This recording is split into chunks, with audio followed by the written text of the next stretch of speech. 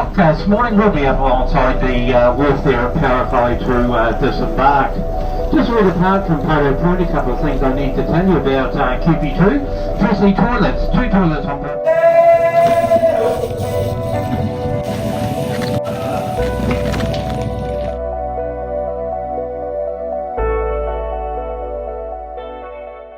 New Zealand, a land of breathtaking beauty, where nature's raw power meets serene tranquility.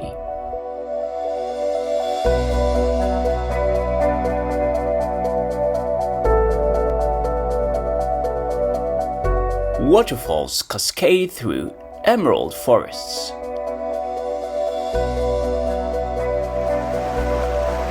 Rivers carve their way through ancient valleys.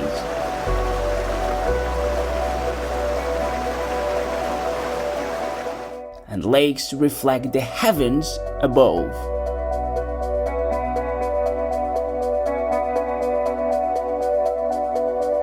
This wild and untamed landscape calls out to adventurers, and we're about to answer that call in the most epic way possible.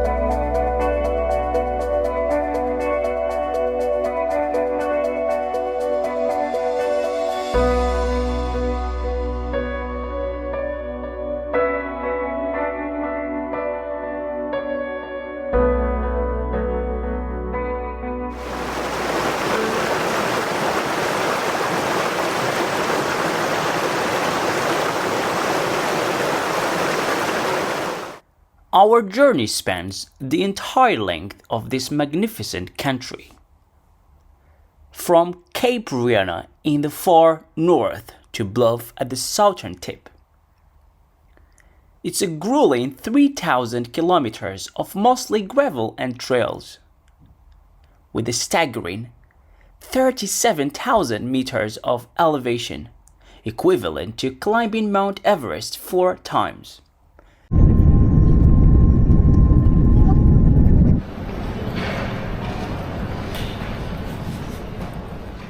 Our adventure begins in Auckland, the gateway to New Zealand.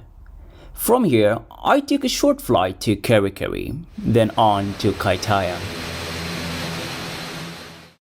the last significant town before the remote north. It's here I spent the night, reassembling the bike and preparing for the adventure ahead. But before I could hit the trails, there was one more stop. A campsite near Cape Reinga. Arrived at Cape, finally.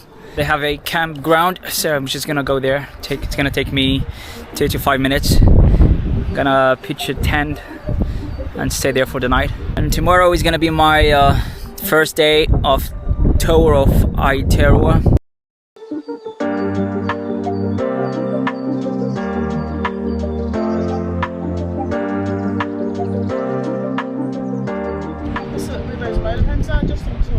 Okay. Thank you.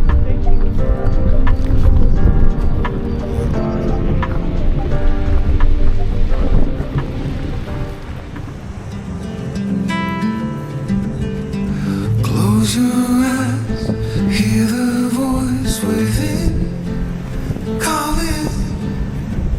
This heavy load got under your skin, all in. You got the white knuckles holding on it tight, keeping your feelings bottled up inside, heading for collision. The Cape is believed to cleanse and carry away bad spirits, offering a fresh start, a fitting place to begin an odyssey across this incredible country.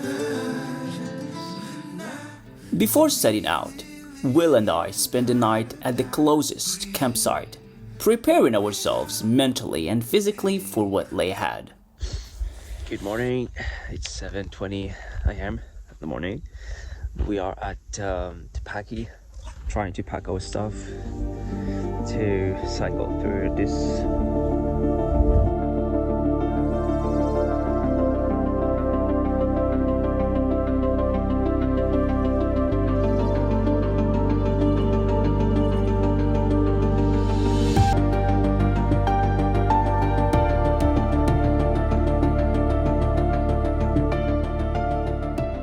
90 Mile Beach, a seemingly infinite stretch of shoreline in Northland, New Zealand. This is one of the most unique sections of the journey, where the pad becomes the beach itself. Wet sand provides the perfect surface for cycling, and the ocean's waves feel like a companion as they lap gently beside you. But nature has its own plans, and the tides are unforgiving. As the water rose, the wet sand disappeared, leaving me trapped between the waves and the steep dunes. The heat was relentless, and I wasn't alone. Another traveler also caught out by the tide and found herself in the same predicament. We made the best of the situation, sharing stories over coffee as we waited for the tide to retreat. There is a strange camaraderie that forms when two strangers face the challenges of the wild together.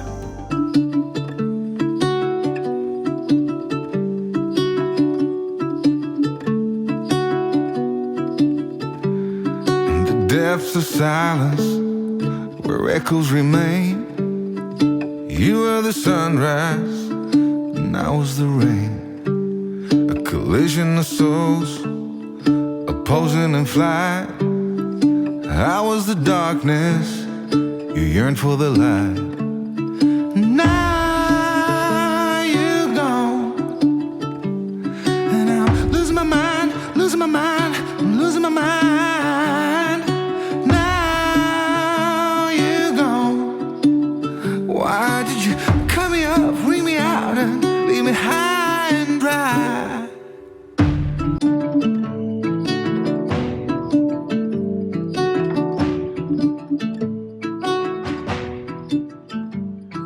You were the laughter that kept me alive. You were hello, and I was goodbye. Have you got any energy drinks? I have orange juice. Ah. No, I don't have any gels or. I've got cereal bars. The terrain here can be unforgiving. Northland is known for its rolling hills, where the route seems to constantly shift from gentle slopes to steep climbs that push even the most seasoned riders. It's a test of endurance, but every turn reveals something more beautiful than the last. Distant mountains, glittering beaches, and secret coves. So we just started cycling from Omarpuri all the way to Dargaville. It's about 89k. It's 256 down to one more though. About halfway. Not bad. Not tired.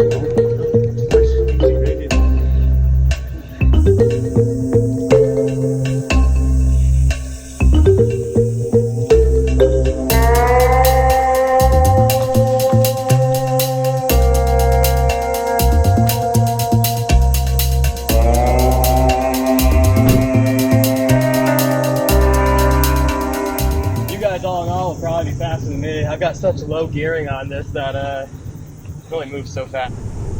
As we cycled through Waipoua in Northland, we encountered Tane Mahota, the largest known kauri tree in the world.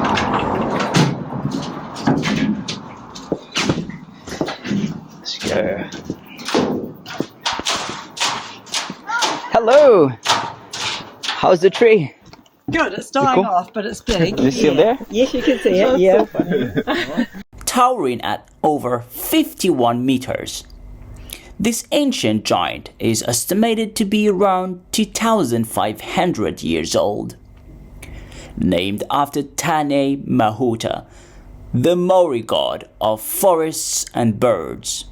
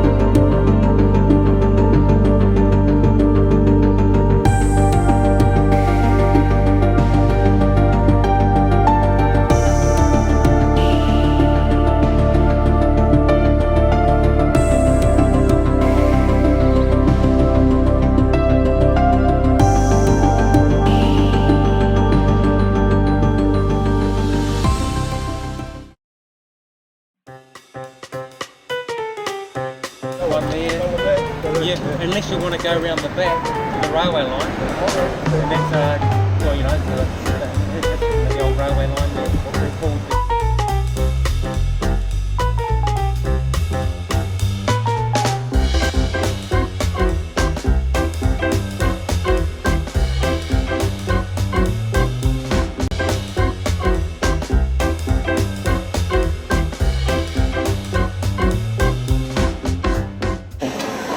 Thank you. Thank you very much. See you. So we've arrived at Poto Point and now we're staying here for the night, waiting for the ferry that comes tomorrow. This morning we're taking the ferry from Poto Point to Helensville.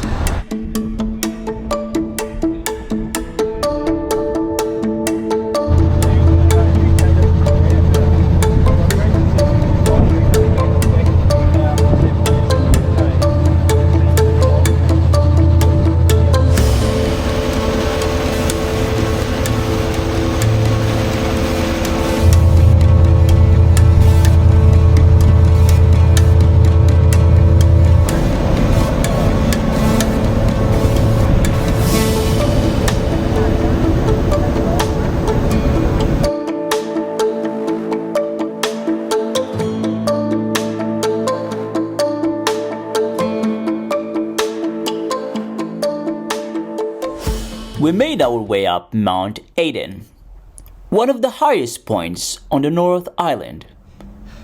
The climb was tough. Every pedal stroke felt like a fight against gravity. Auckland spread out beneath us like a sprawling canvas of city and sea.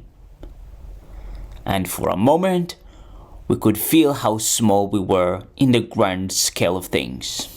We decided to take the ferry to Pine Harbour, watching the land slip away as we head toward the unknown.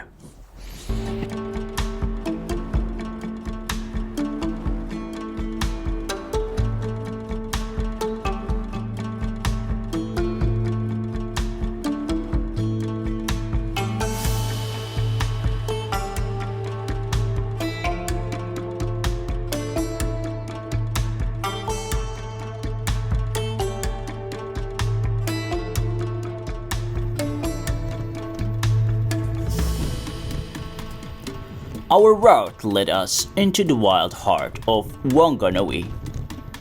It wasn't long before we found ourselves deep in the forest, surrounded by towering trees and a feeling of isolation that was both humbling and beautiful.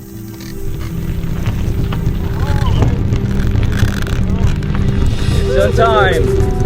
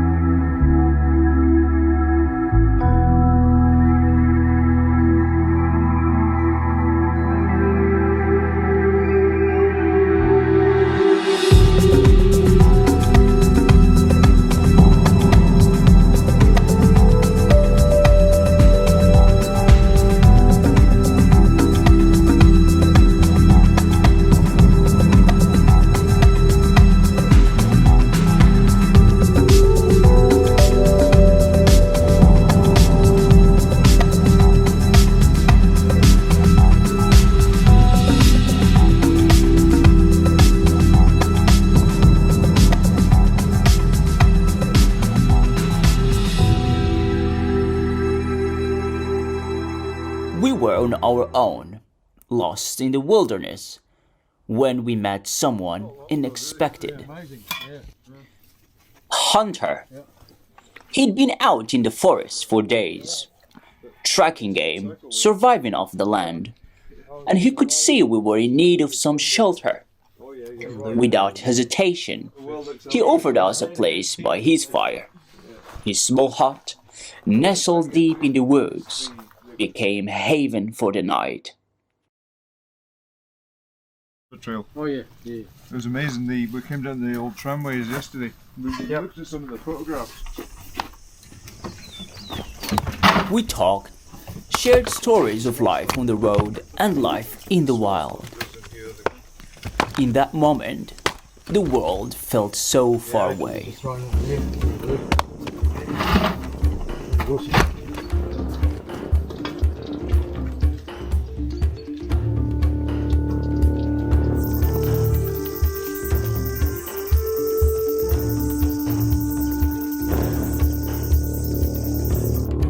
Our journey takes us down the Mangaporwa River, where we hop aboard a jet boat that races through the wild waters of the Wanganui River to the remote and mysterious Papariki.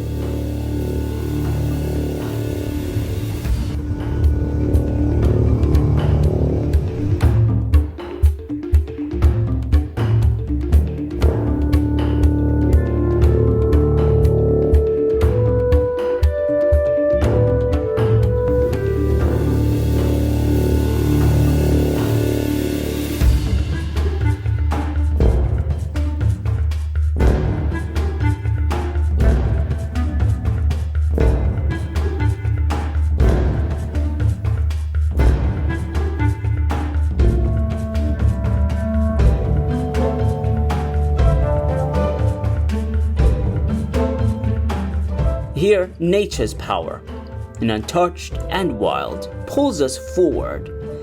The roar of the engine matches the pounding of our hearts as we embrace the raw beauty of this land.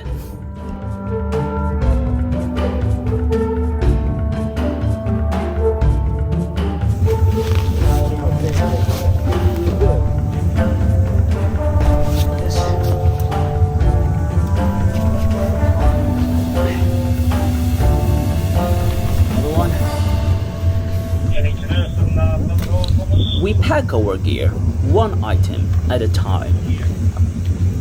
Each piece a promise of what's to come.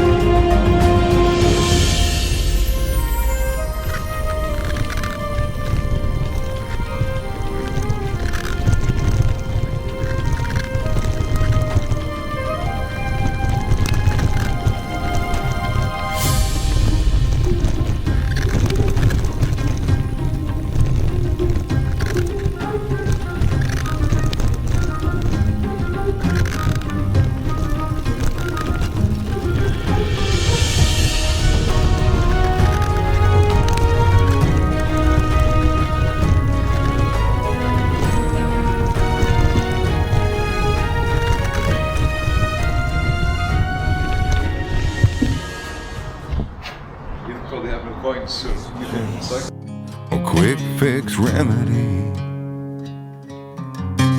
You said I never could change. I thought I never could change. They said I never could, ever could change. Damn right, never would. Leave the light on.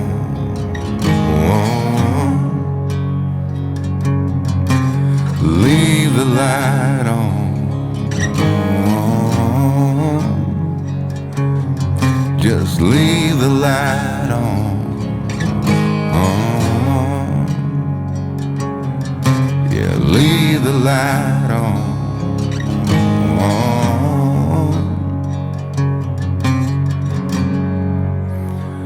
If I'll ever change.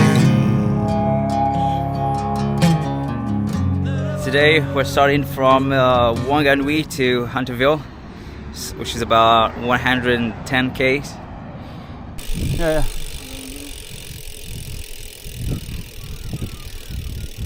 Cycling through rural New Zealand feels like stepping back in time. The roads are quiet and the pace of life is slower.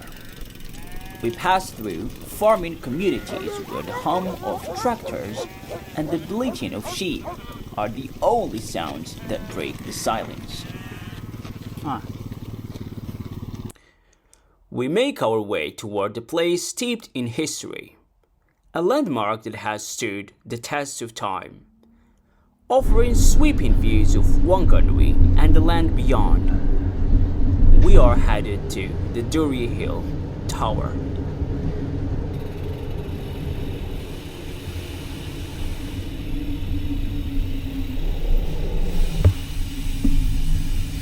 So this is the lift, goes up to Dury Hill. Here it says, please ring bell for lift.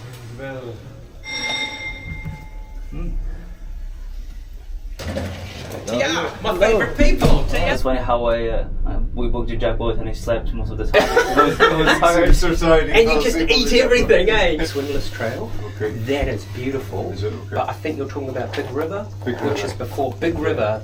I don't know, you'll be fine. Is that muddy? Oh. It's hard work, but it's not. It's beautiful. Okay. It's worth the detour though. And you don't drink the water there. Don't take water, take everything. There's a hut halfway that you can go and have a little rest at. Right. But yeah, there was a couple of trees when I was there. There was a couple of trees that had toppled over. I had to unpack everything and get everything. That's what I through. heard. Yeah, there was a blockage. Yeah, I don't know if it was so bad. I thought I was going to have to turn back. It was on the Facebook that there's it's still blocked. It's The still tree, blocked. It's really hard to get I got to get it there This because. is a photo point. It's one of the photo points. Is it? Yeah, cool. Yeah, you can climb that. It's fantastic. Okay. Yeah. Enjoy, guys. Really Thank you so much. See you later. So we're climbing the Dury Hill Tower, the one behind me here. This unassuming tower, built in 1919, stands as a testament to the city's heritage, offering panoramic views of the lush countryside and the meandering Wanganui River. So this is the Dury Hill Tower. We're at the top. It shows all the Wanganui town. One banana cake, one green bun, and one cinnamon donut. Yes. Anything else? That's it. Rats. Yeah. We've even had rabbits. Okay. We've even had possums. Young rabbits. Possums. Hey, you ready? This place, Aotearoa, is famous for kiwis. They've got kiwi statues everywhere. In some restaurants you see the kiwi paintings and pictures and signs. Hoping to get to Wellington today to take the ferry from Wellington, crossing to going to the South Island. We made it to Wellington. After days of traveling through small towns and quiet roads, this urban maze was a bit of shock. But there was something magical about crossing paths with so many different people, each one on their own journey, and yet we had bigger goals ahead. Our plan was simple: to get out of the city and into the wild. Just arrived in Wellington. Just bought a ticket for 2 a.m. to Nickton, South Island. And Now it's only 8 p.m. So I'll probably wait here for a few hours. Maybe go to a restaurant, have some food, and come back because they open this place again at 10 p.m. From here, the journey continues toward new horizons, to places less known, yet unforgettable.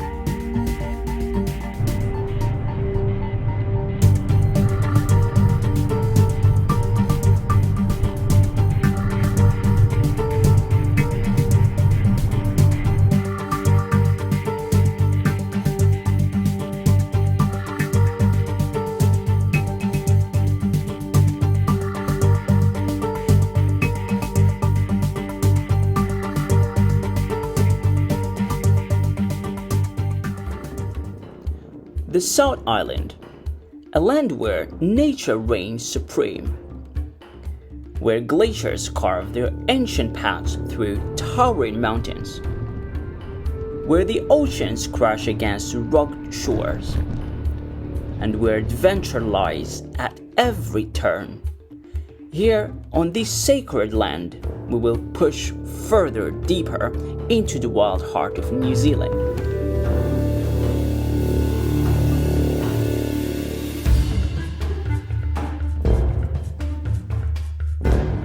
Now I'm in the Crown Range summit at a 1076 meters above the sea level.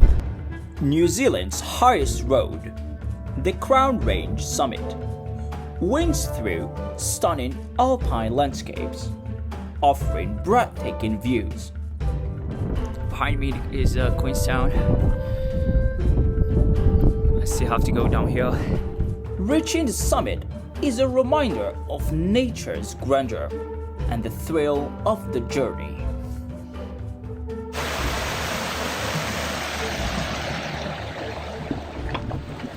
As we stand on the edge of this wild land, the final moment was simultaneously joyous and strange. Joy for having achieved our goal and experienced this wonderful journey, and strange because all of a sudden it was over.